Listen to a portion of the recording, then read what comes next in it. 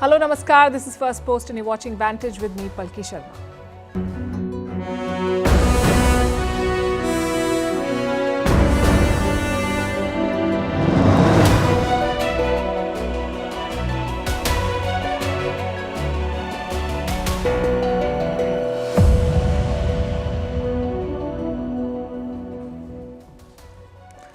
2 weeks since the war began, it's spreading in the region. American military assets are coming under attack. The US has shot down missiles and drones fired from Yemen. Meanwhile, Gaza continues to be pounded. The latest strike hit an old church, killing people seeking shelter there. And there's no sign of aid yet. As more Western leaders head to Israel to show support and make no meaningful difference, we look at how the space for diplomacy has shrunk and how defense stocks continue to rise. Two big wars have the global arms bazaar buzzing. In other news, Canada has pulled out 41 diplomats from India, but not without lashing out at New Delhi. As for Justin Trudeau, his rankings have tanked. Canadians want him to step down. India has refused to pay for Russian oil in the Chinese currency. China says it will boost ties with Pakistan, but wants security guarantees for its people.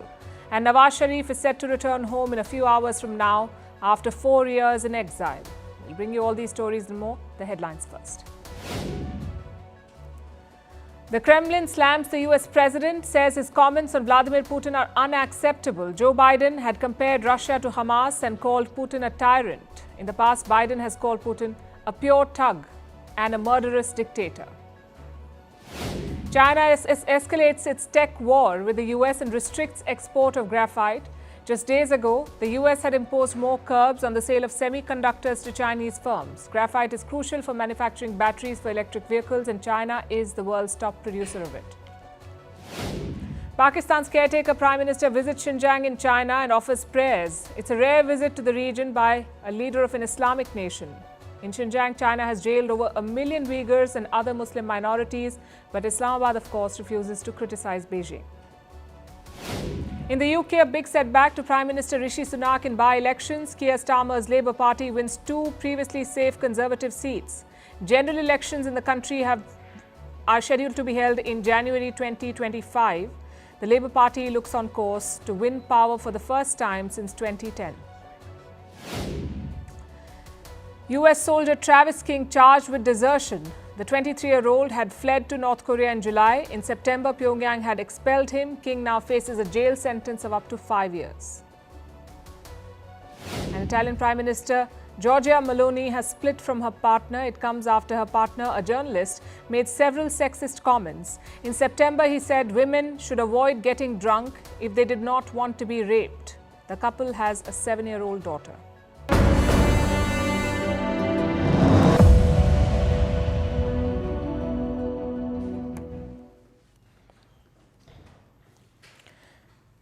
Day 14 of the war, Israel's allies are joining the action, namely the United States. They've got a lot of firepower in West Asia, and on Thursday it was put to use. The target?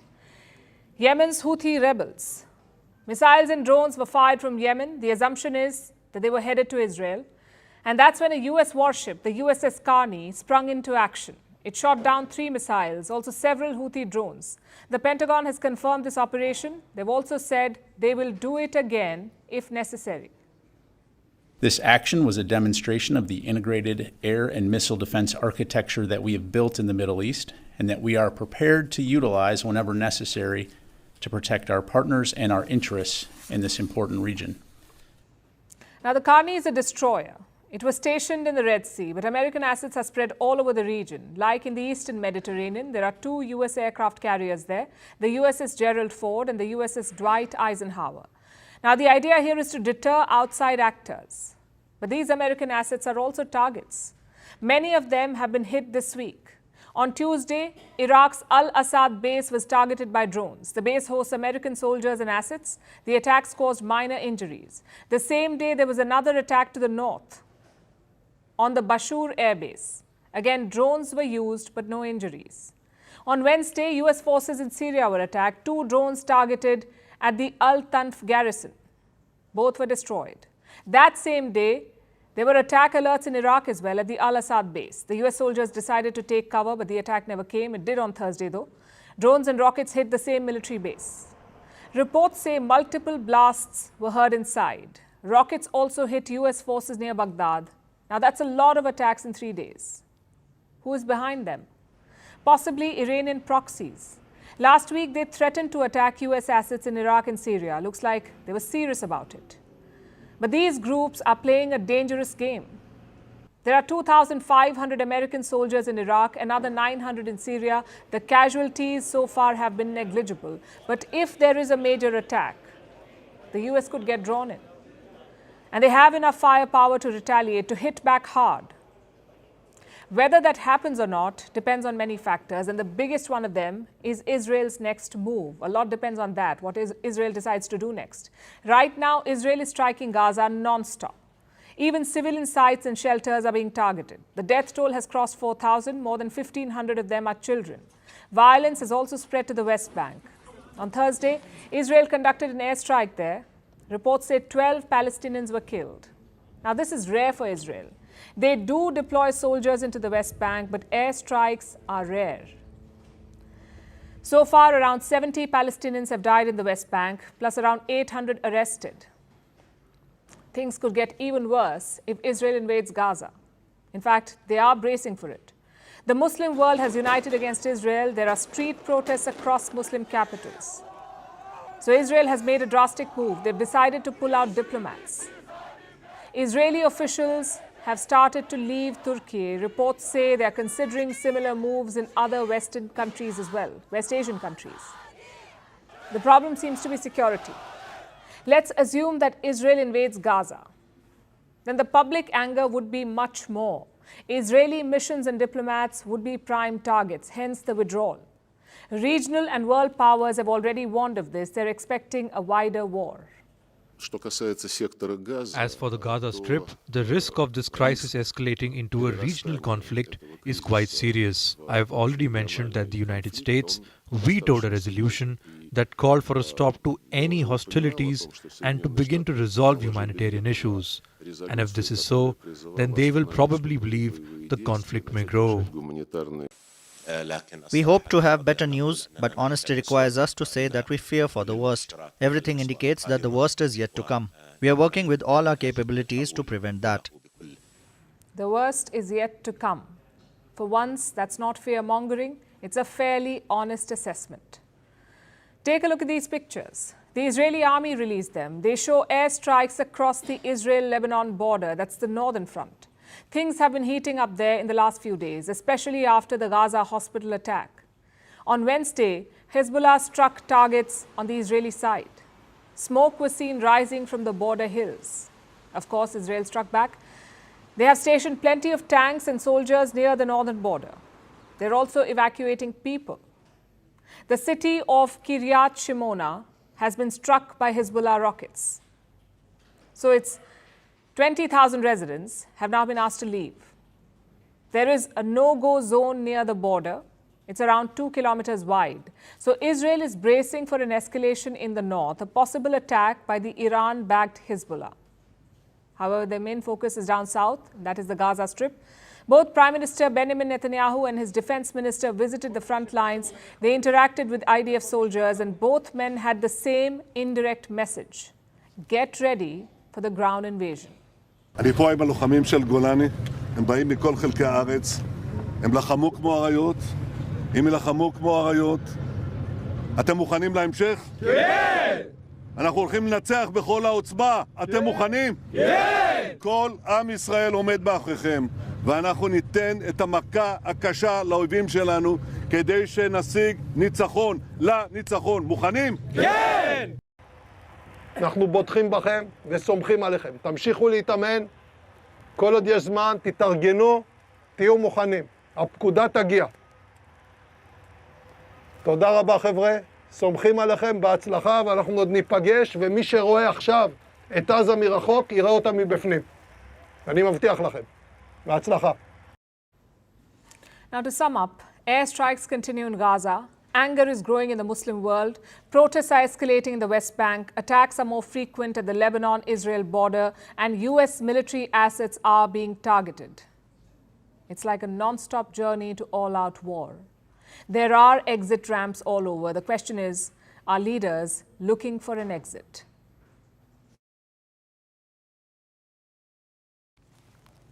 In Gaza, the scenes are horrific. Israeli airstrikes continue to pound the strip. The death toll keeps rising. Like I said, more than 4,000 people have been killed. More than 1,500 of them are children. And this number is likely to rise as Israel intensifies its offensive. Last night, an Israeli airstrike hit a Greek Orthodox church, the St. Porphyrius Church in Gaza. It is the oldest church in the Gaza Strip, and it was housing Palestinian Christians. Initial reports suggest 18 of them have been killed in the strike. They came here to escape the airstrikes and the destruction. They thought they were safe here. The destruction followed them.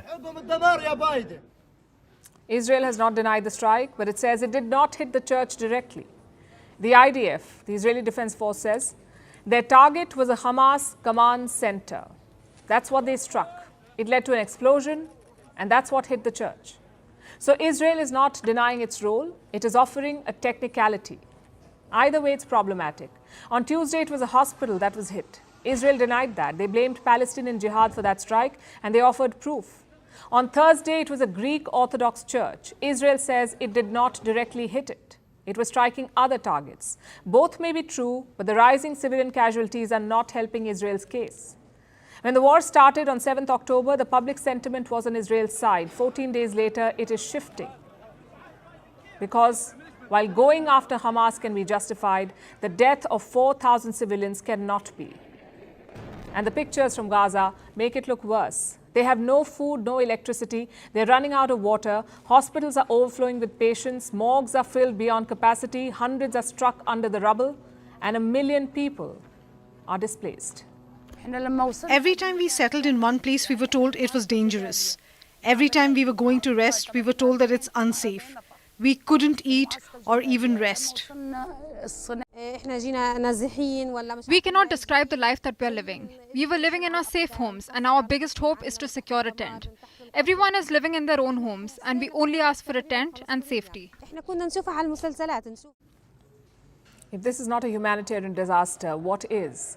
The United Nations Secretary General agrees. Today, Antonio Guterres landed in Egypt. He visited the Rafah crossing, the checkpoint between Egypt and Gaza, and this is what he had to say. It is impossible to be here and not to feel a broken heart. We are witnessing a paradox. Behind these walls, we have 2 million people that is suffering enormously, that has no water, no food, no medicine, no fuel, that is under fire, that needs everything to survive. Biden promised aid to Gaza. Egypt promised aid to Gaza. Israel agreed to let the aid pass, but Gaza has got no aid. Not yet. You see, the Gaza Strip has 7 border crossings. 6 of them are with Israel. 1 of them is with Egypt. That's the Rafah crossing. Since the war began, it's been closed. But aid was supposed to pass into the Strip through Rafah. Egypt says the Rafah crossing has been bombed 4 times, which means the only road to Gaza is damaged and needs repair. Egyptian diggers are already repairing that road. Hundreds of aid lorries are waiting outside. The moment it's done, they will enter Gaza. But even with the aid, there's a problem. Israel says it will only agree to allow food, water, and medicines to pass through. What Gaza needs is also fuel. It needs this fuel to power hospitals, but it may not come anytime soon. Also, only 20 trucks will be allowed to pass in the first round. That's because of Israel's concerns. They want to ensure that the supplies do not reach Hamas. They want the United Nations to check them. And what does the UN say? It says 20 trucks of aid won't do. More should be allowed. So these trucks are not just trucks. They are a lifeline. They are the difference between life and death for so many people in Gaza. And to see them stuck here makes me be very clear. What we need is to make them move. To make them move to the other side of this wall. To make them move as quickly as possible and as many as possible. Either way, aid remains the priority right now, and it must reach the Strip soon. Time is running out as a humanitarian catastrophe looms, and it seems the world is watching helplessly.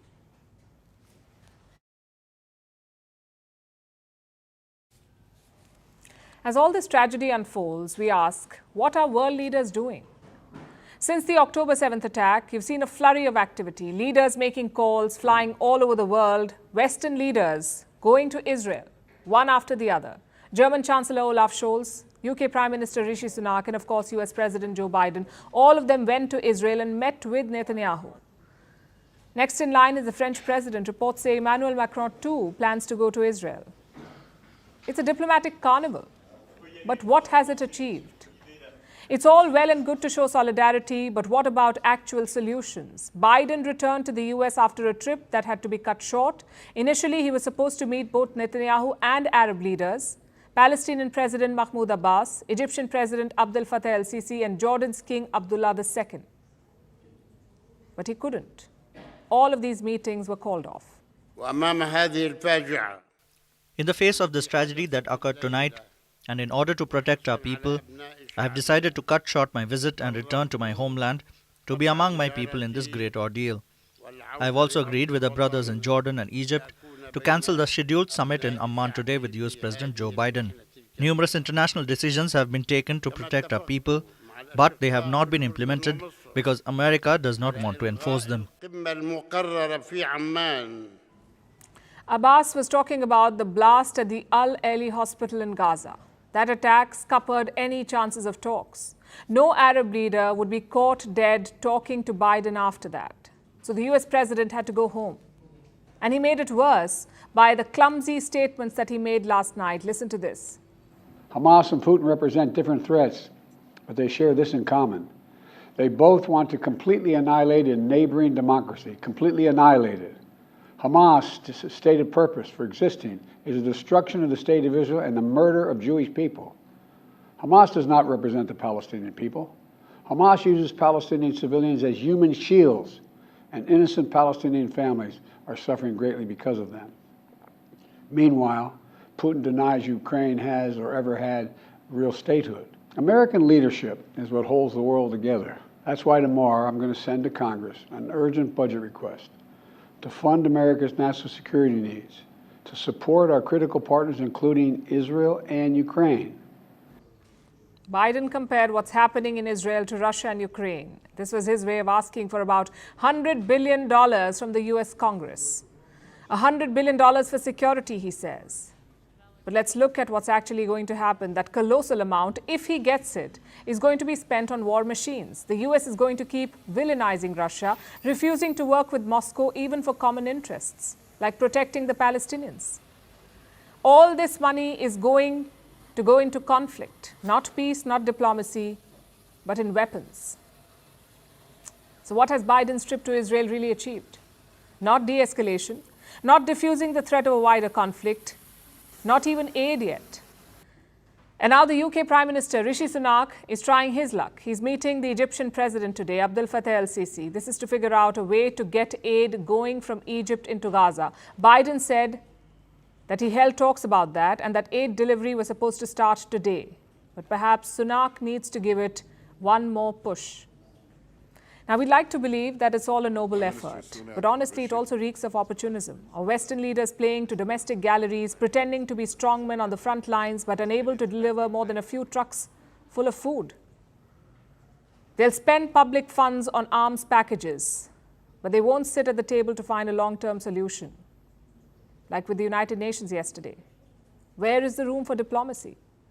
We are steadily heading back to a world of might makes right.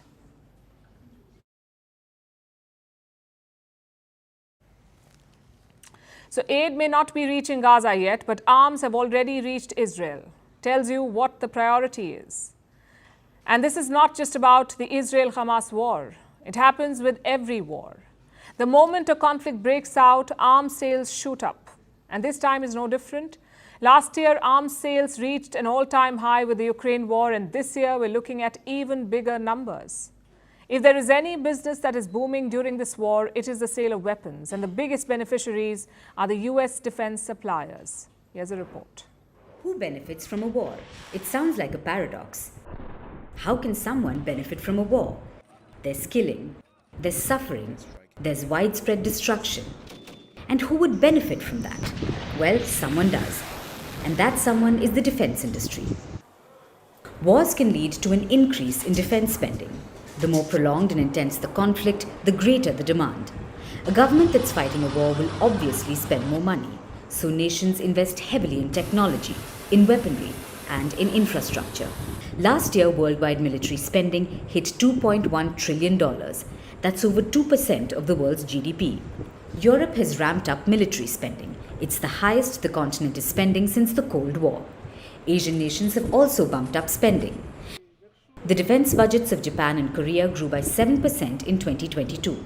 India's defense budget was $81.4 billion in 2022, a rise of 6% from 2021. One of the biggest drivers for these numbers is the purchase of new weapons systems. As of last year, the US controls 45% of the world's weapons exports. That's 5 times more than any other nation, and it's also gone up over 30% since 2010. So for US defense suppliers, it's profit, profit, and more profit. I'm talking about the likes of Northrop Grumman, General Dynamics, and Lockheed Martin. Their sales are soaring, their companies are growing, and their stocks are rallying. Plus, the purchase of American weapons requires close coordination, that too with the US military. Any military contract is long-term. It continues for years, and it includes upgrades that continue to benefit the industry. But it's not just the US that is benefiting. You see, US weaponry is in demand, so their suppliers have a long wait time. But for countries that want weapons fast, that's not a good option. So the urgent demand of military firepower is encouraging other arms-producing nations, the likes of Turkey and South Korea. Last year, Poland reached a $14 billion agreement with South Korea. It plans to buy tanks, fighter jets, and howitzers. Turkey, too, is revolutionizing the drone warfare industry. Countries are lining up to buy armed drones made by Baykar. Turkey has sold drones to at least 29 nations, and they've been used in war zones in Libya, Syria, Ethiopia, Somalia, and Azerbaijan. So basically, it's all about seizing the opportunity, and Ankara and Seoul are cashing in.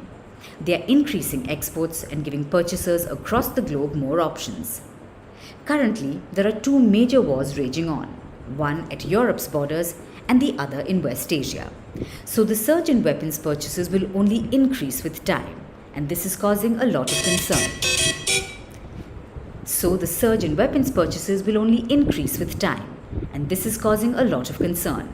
Plus, more arms sales means there's potential for conflicts to become more likely and more deadly. And there's only one industry that will continue to benefit from it. This is one of the harshest realities of conflict. For some people, wars cost lives, and for others, they drive value.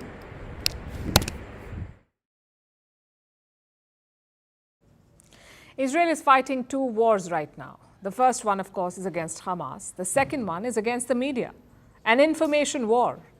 It has accused some news organizations of broadcasting propaganda and passing sensitive information to Israel's enemies. These claims have not been proven yet. Regardless, Israel wants to stay ahead of the curve. It has approved new regulations.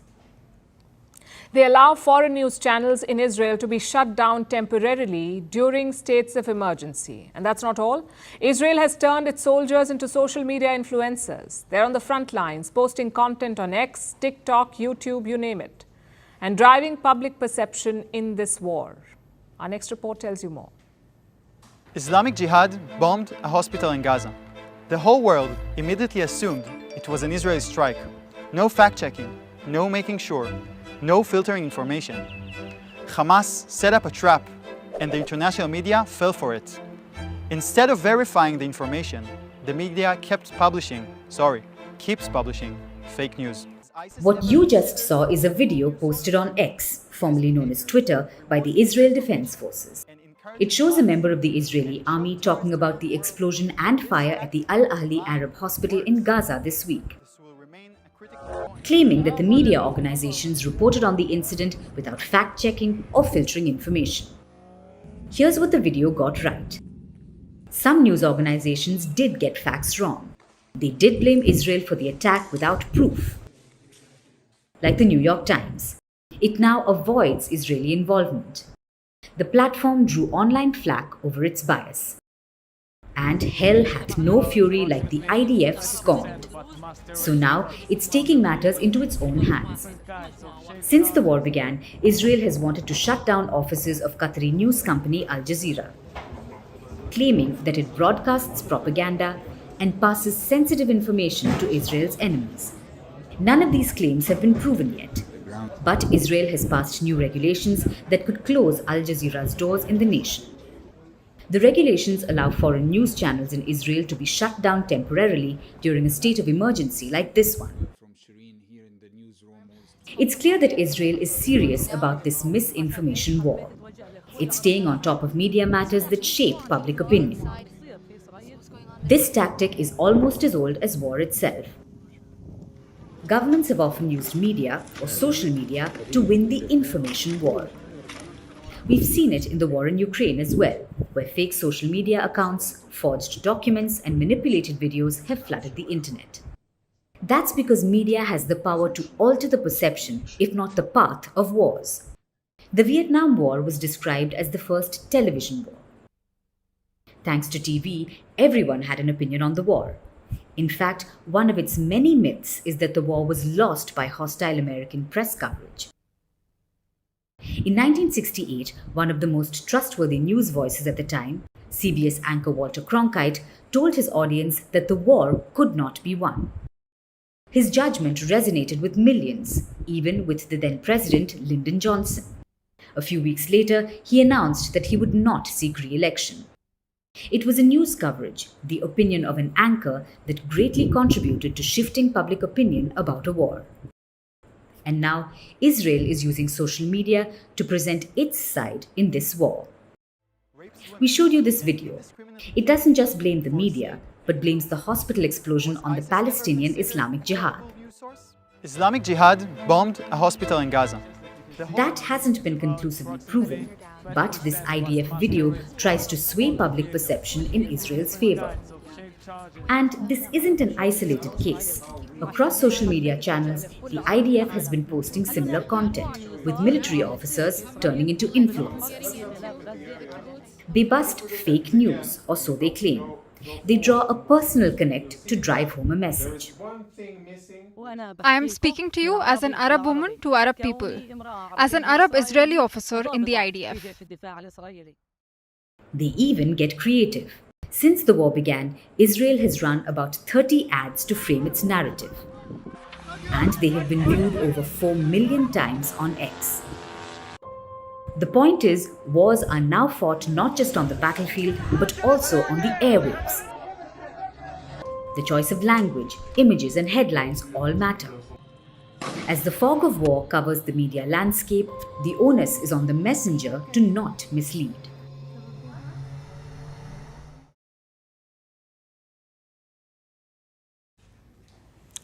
We're shifting away from the war now. Let's pick up on the India-Canada diplomatic row. I know it seems like a long time ago. Wars can do that to you. So tonight, we decided to bring you the latest.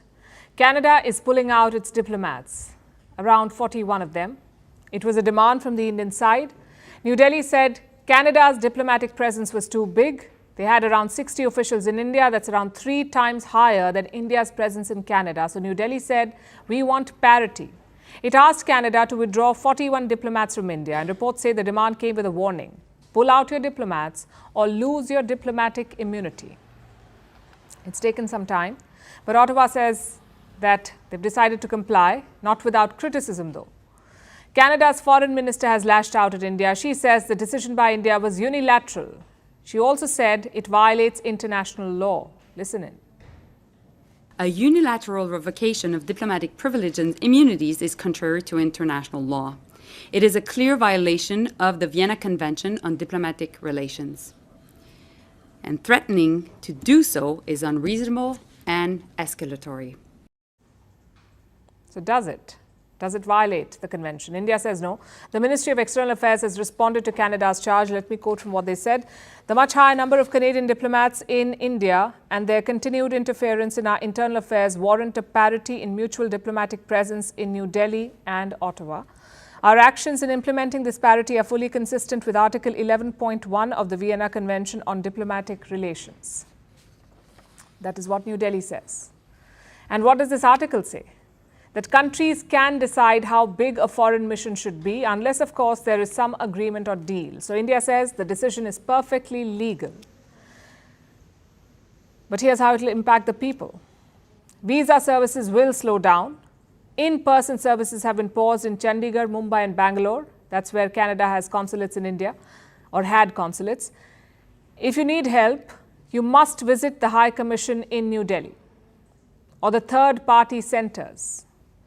We could be looking at a huge backlog here. Reports say up to 17,500 applications could be affected by December, so plan accordingly. Canada too will be affected by all of this. Indians make up the largest chunk of students and permanent residents in Canada. They bring in a lot of money. So this decision will hurt both sides. Now, I know we haven't covered this story in a long time, but that does not mean that things have cooled down. In fact, Justin Trudeau has been busy behind the scenes. On October 8th, he dialed the UAE president and the Jordanian king. This was hours after the Hamas attack on Israel. And what did Trudeau discuss? Among other things, India. He spoke to the UAE and Jordan about India's role in Hardeep Nijjar's killing. Talk about a diplomatic masterstroke. The entire region was plunging into war, and Trudeau thought now is the time to talk about India. Such blunders are backfiring on him. A new poll says most Canadians want him out, around 57% to be precise. They want him to step down. They're asking Justin Trudeau to go. And it's not just because of India. Trudeau's tenure has been far from impressive. Interest rates are at a 22-year high. There's a crisis in the housing market. And what does Justin Trudeau do? Pick a fight with the fifth largest economy in the world, and that too without proof. Because remember, it's been a month since Trudeau accused India of murder. Still, there is no evidence. His best bet was rallying Canada's allies in the West. But looking at the current global situation, that's tough. Just think about it. A full-blown West Asian war on one side and the case of a separatist's murder on the other. Which one will world leaders address first? Obviously, the war. Nonetheless, Canada is not giving up. Their foreign minister statements indicate that. She was very combative today. But India seems to have moved on. Yesterday, the Foreign Ministry of India held its weekly press briefing. Palestine was discussed. China was discussed. So was the Maldives and Qatar. But guess what was not? Canada.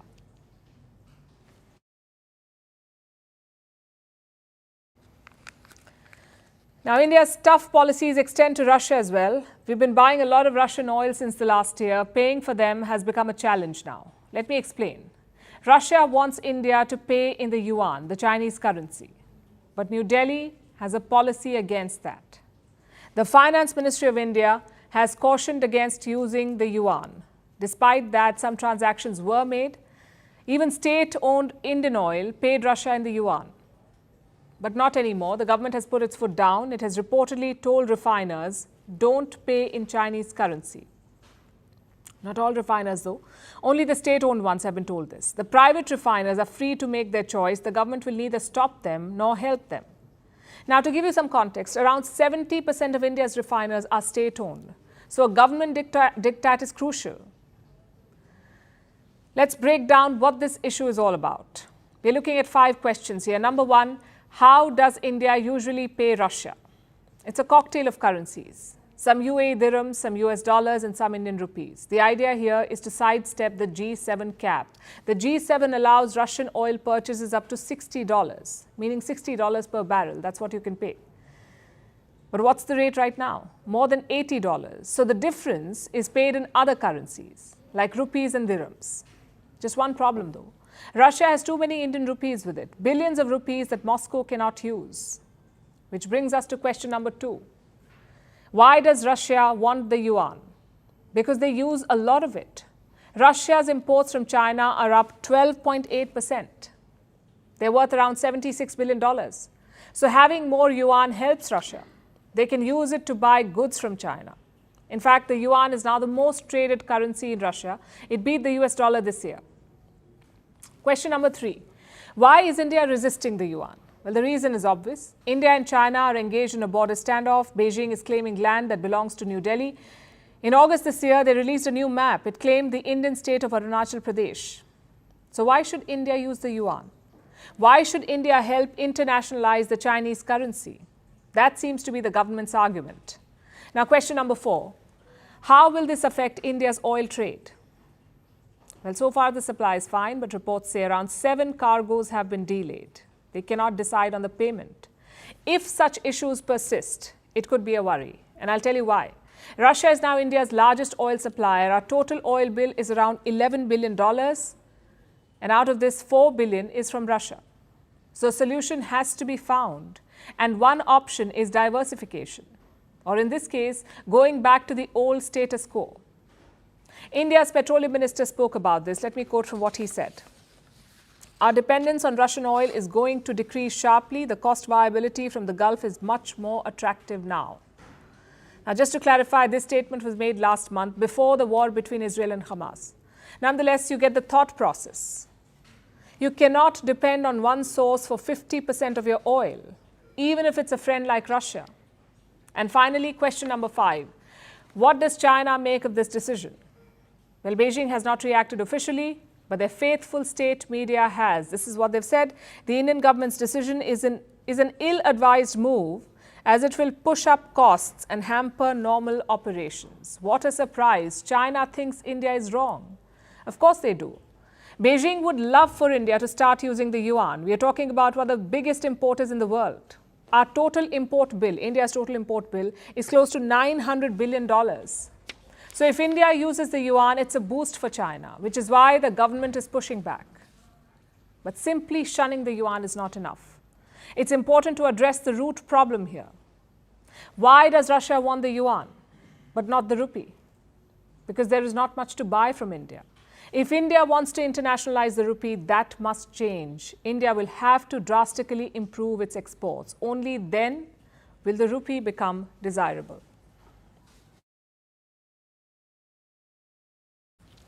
Now let's turn our attention to China, where the Belt and Road Forum is taking place. It's a gala that keeps getting less glorious with each edition. About 145 countries have taken part in China's Belt and Road Initiative. But not too many top leaders showed up for this 3rd edition of the forum, despite it being a landmark for the BRI. It has hit the 10-year mark. 10 years of China investing in other countries, or rather 10 years of China making them rack up their debt. China in general, and the Belt and Road Initiative in particular, is known as a debt trap. Country after country has been left at the mercy of Beijing's bankers. Some nations have managed to keep their heads above water, and some, like Sri Lanka, have had a full-blown financial meltdown. In fact, Sri Lanka's situation is the perfect case study. It built expensive projects it did not need, with money it did not have. The Hambantota port or the Lotus Tower in Colombo are perfect examples of white elephants. Very pretty to look at, but essentially nothing special. What's worse, they're extremely expensive to maintain. So more a curse than a gift, which is why they're called white elephants. And that's the Belt and Road Initiative in a nutshell for you. Beijing touts it as the world's most ambitious trade project, but the debt it generates has brought many a government to their knees. Now, all of this is well known, and yet, absurdly, the bent and broken nations do not seem to care. Look at Sri Lanka. In particular, the COVID-19 pandemic has had a negative impact on the economy of every country. At the same time, we also face the challenges brought by climate change, and it is a must to develop green economy. There is also the debt pressure on low and middle income countries such as Sri Lanka, which is undergoing a debt crisis.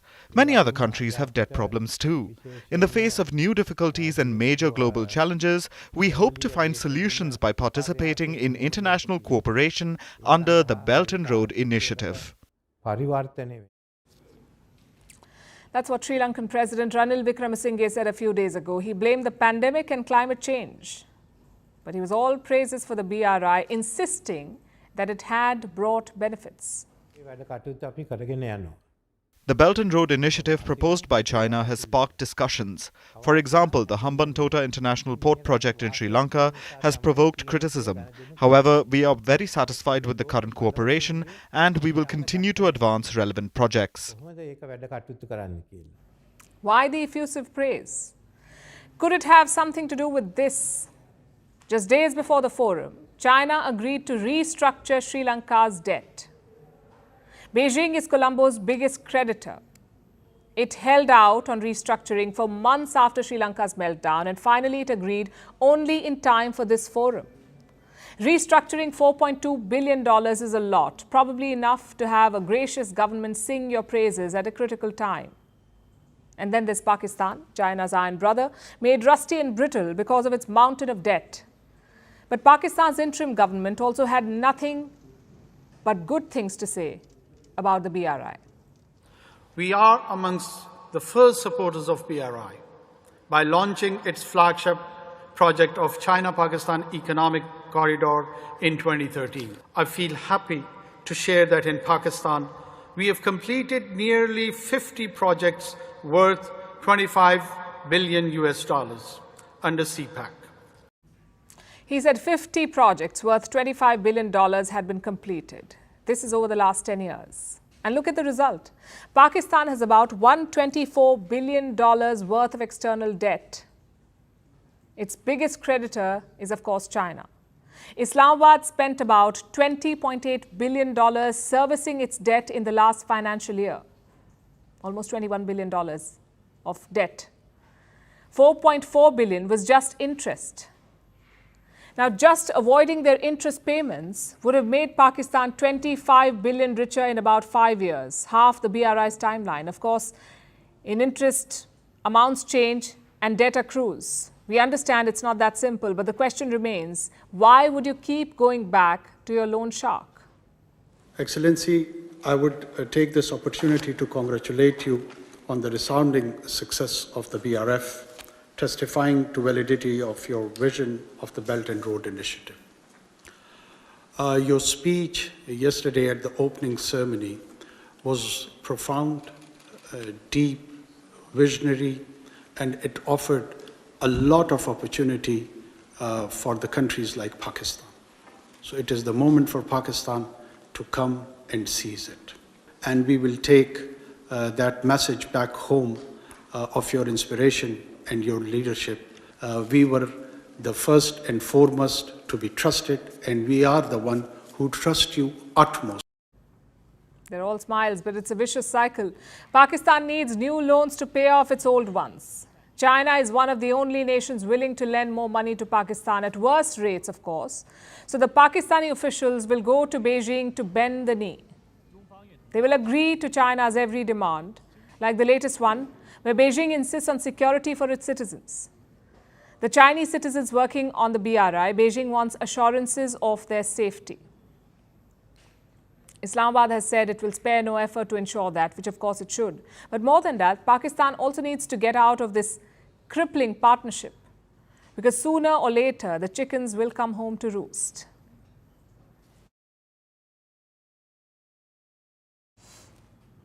Right now, Pakistan is busy elsewhere to welcome their convicted, self-exiled former Prime Minister. I'm talking about Nawaz Sharif. He's due to return home tomorrow. He's Pakistan's 3-time Prime Minister. He's been on self-imposed exile for 4 years, but now he's homeward bound. Pakistani courts smoothened the path for Sharif's return. He won't be arrested when he lands. He's been granted protection from the courts. Now, this is a major boost for Sharif and his party, the PMLN, the Pakistan Muslim League Nawaz. They're heading into a crucial election, and they once again seem to have the army's support. Here's a report. Pakistan is all set for Nawaz Sharif's homecoming. The 3-time Prime Minister of Pakistan will return home tomorrow. His party, the Pakistan Muslim League, is preparing for a grand homecoming. Pakistani courts have also smoothened the path for Sharif. They have passed a protective bail order. Authorities are barred from arresting Sharif upon his return, but only till he appears in court on the 24th of October. Why would he get arrested upon return? Here's why. In 2016, millions of documents from a Panama law firm were leaked to the media. It came to be known as the Panama Papers scandal. It made waves the world over. It revealed a web of corruption, showing offshore accounts of prominent individuals across the globe. One of them was Nawaz Sharif. He was found guilty of corruption. He was removed from the office of Prime Minister. In 2018, the Pakistan Supreme Court imposed a lifetime ban on Sharif. He was barred from taking part in politics or holding any public office. This was a first-of-its-kind decision in Pakistan. He was also sentenced to 10 years in prison. But in 2019, local courts allowed him to leave the country to receive supposed medical treatment. Once Sharif left, he didn't return. He went on a self-imposed exile in London, which has continued for almost 4 years now. But now he wants to come back in the game. Pakistan is going to elections next year. The Pakistan Muslim League Nawaz says that Sharif will lead their party's election campaign. After all, he knows how the machinery works. He has been elected PM thrice, even though his government has never completed any of its terms. But his party's faith in him is steadfast. Question is, what about the public? Pakistani politics is suffering from a gaping hole of leadership. Sharif's main rival is another former Pak PM, Imran Khan. But he is in jail. Khan has also been banned by a Pakistani court. He can't contest elections for the next 5 years in a graft case. Amid this political musical chairs, Pakistan is crumbling. Its economy is crippled. Inflation is rampant, with prices of fuel and gas surging. Terror attacks and bomb blasts are frequent. The public is reeling under political uncertainty. Pakistan's future suffered a setback the day Imran Khan's government was toppled. In fact, any government, whether Imran Khan's or Nawaz Sharif's of the Pakistan People's Party or any other party, it is imperative that they complete their 5-year term. For this, all institutions, even the establishment, have to agree to be on one page if Pakistan is to move forward. In Pakistan, the more things change, the more they look the same. While Sharif returns to Pakistan and his party hopes for a home run. But the Lion of Punjab, as he's called in Pakistan, faces a tall order to rehabilitate himself, to revive his party, and to stabilize his country. And now it's time for Vantage Shots, images that tell the story. In Spain, heavy rains halt trains and cause disruptions on subway lines in Madrid. The Sydney Opera House celebrates its 50th birthday with a dazzling laser show, and marigolds paint Mexico in orange to kick off the Day of the Dead season. We're also taking you back in history. On this day in 2011, Libyan dictator Muammar Gaddafi was killed in his hometown. Gaddafi ruled Libya with an iron fist for over 4 decades. In 2011, his convoy was trying to escape westwards when they were attacked. He was captured by Libya's transition government forces and killed shortly after. We leave you on that note. Thanks for watching. Have a great weekend.